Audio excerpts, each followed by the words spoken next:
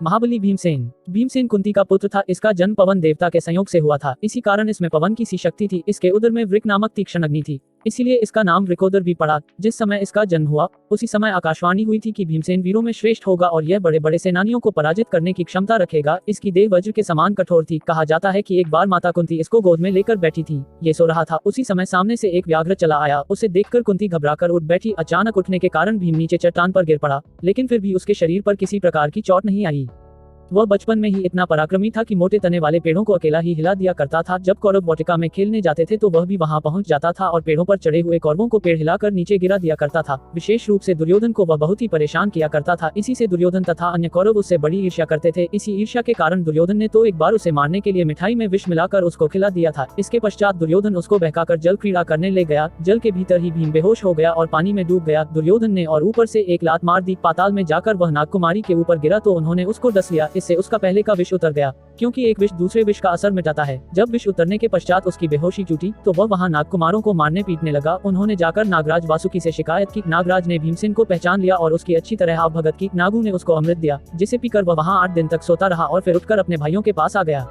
जब दुर्योधन का यह उपाय भी निष्फल चला गया तो लाक्षागृह में उसने भीम तथा अन्य पांडवों को मारना चाहा, लेकिन ये कुचक्र भी बेकार चला गया। सभी पांडव सुरंग बनाकर आग लगने से पहले ही उस ग्रह से निकल गए थे।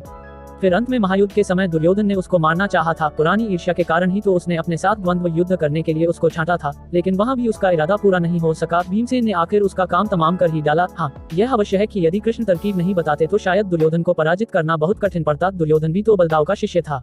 भीमसेन के पराक्रम का दूसरा उदाहरण हमें उस समय मिलता है जब वह राक्षस हिडिम्ब के साथ द्वंद्व युद्ध करता है। हिडिम्ब बड़ा ही भयानक और पराक्रमी राक्षस था। ये भीमसेन के ही बस की बात थी कि उसको पराजित करके उसकी बहन हिडिम्बा से शादी कर ली। पहले तो कुंती ने इस शादी के लिए आज्ञा नहीं दी, लेकिन हिडिम्बा की प्रार्थना करने पर भीम को अनुमति मिल गई। शर्त ये थी कि एक पुत्र होते तक ही भीम उसके साथ रहेगा। घटोत्कच भी इतना पराक्रमी था कि एक बार तो इसने कौरव सेना के छक्के छुड़ा दिए थे। उसने आकाश में आग बरसाना प्रारंभ कर दिया था। कौरव सेना का उसने इतना भीषण विनाश किया कि कर्ण को आखिरकार उसके ऊपर इंद्र की दी हुई अमोघ शक्ति छोड़नी पड़ी। तब वह मरात साधारण अस्त्र शस्त्र तो उसका कुछ भी नहीं बिगाड़ पाए।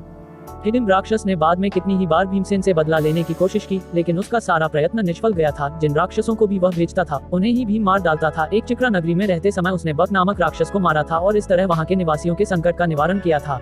गिरिव्रज में जाकर उसने जरासंध को युद्ध करके पछाड़ा था। वह महान योद्धा भी था। राजसूय यज्ञ से पहले उसने पांचाल, विदेह, गंडक और दुशान प्रभृति देशों पर विजय प्राप्त करके पुलिन नगर के स्वामी सुकुमार, चेदिराज, शिशुपाल, कुमार राज्य के स्वामी श्रेणिमान, कौशल देश के राजा बृहदबल, अयोध्यापति दीर्घयज्ञ और काशीराज सुबाहु प्रभृति से कर वसूल किया था। इसके पश्चात उत्तर दिशा पर चढ़ाई करके मोदागिरी और गिरिव्रज आदि के राजाओं को तथा शक, बर्बर और समुद्र तट के निवासी मलेच्छ आदि को वश में कर लिया था।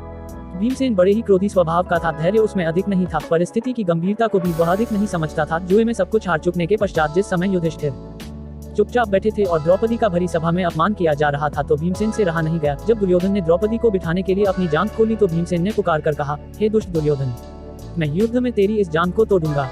इसी प्रकार दुशासन से भी उसने कहा था कि दुशासन, आज तू हमारी पत्नी द्रौपदी को नंगी करके उसका अपमान करना चाहता है, लेकिन मैं प्रतिज्ञा करता हूँ कि इसके बदले तेरा सीना फाड़कर उसके भीतर से रक्त को समरभूमि में पीऊंगा।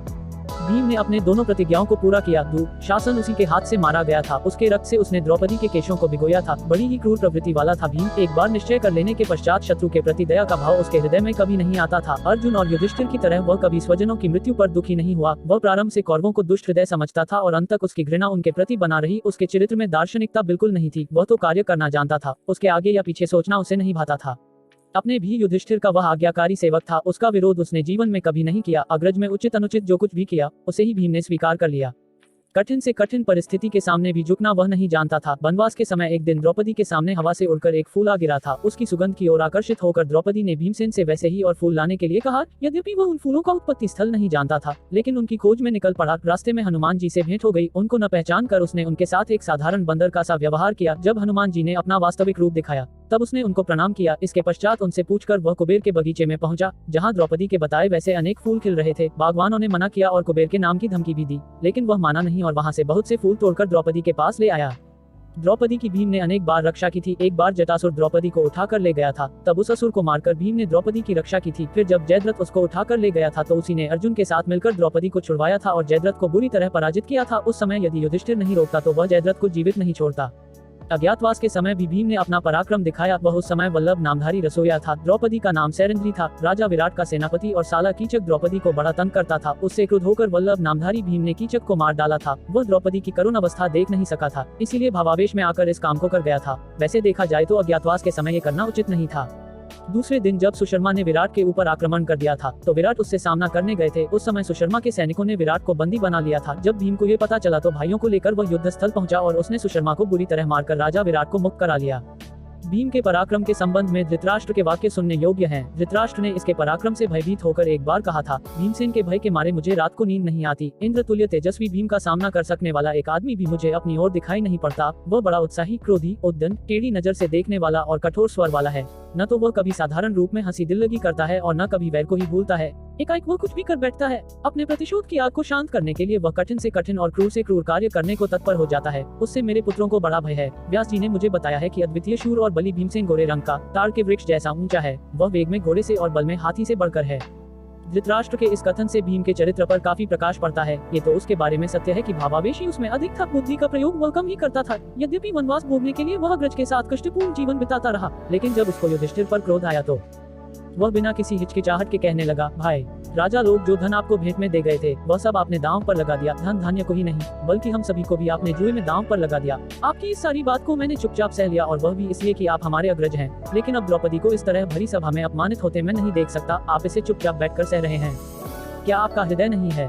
जुआरियों के घर में वेश्याएं होती हैं, उन्हें भी वे दांव पर नहीं लगाते, लेकिन आपका व्यवहार तो निराला है। जो आपने अपनी पत्नी तक को अपमानित होने के लिए दांव पर लगा दिया है, मैं इसको कभी सहन नहीं कर सकता। जिन हाथों से आपने ये जुआ खेला है और यह सर्वनाश किया है, उन्हीं को मैं जला दूंगा।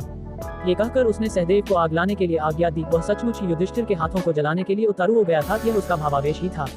वह पूरी तरह सरल स्वभाव का व्यक्ति था। छल कपट में वह विश्वास नहीं करता था। बात को सीधे कहने में ही उसका विश्वास था। पुत्रों के मारे जाने पर धृतराष्ट्र जब युधिष्ठिर के आश्रम में रहकर जी खोलकर दान पुण्य किया करते थे तो भीमसेन कभी कभी एक आध लगती हुई बात कह देता था। बात कहकर वह इस बात की परवाह नहीं करता था कि वृद्ध धृतराष्ट्र के हृदय पर इसका क्या प्रभाव पड़ेगा। इस तरह हम देखते हैं कि भीमसेन के चरित्र की महानता उसकी सरल हृदयता में है। उसका पराक्रम तो बड़े बड़े योद्धाओं को चकित कर देता है। 8 बार उसने द्रोणाचार्य के रथों को उठाकर तोड़ डाला था। जब कभी वह सेना के बीच मारकाट करता निकल जाता था तो ऐसा लगता था मानो कोई सिंह साधारण प्राणियों के बीच घुस आया हो। अपनी गदा के प्रहारों से वह कुछ ही क्षणों में असंख्य सैनिकों को पृथ्वी पर सुला देता था। इसी तरह की कहानियां सुनने के लिए please like, share and subscribe my channel.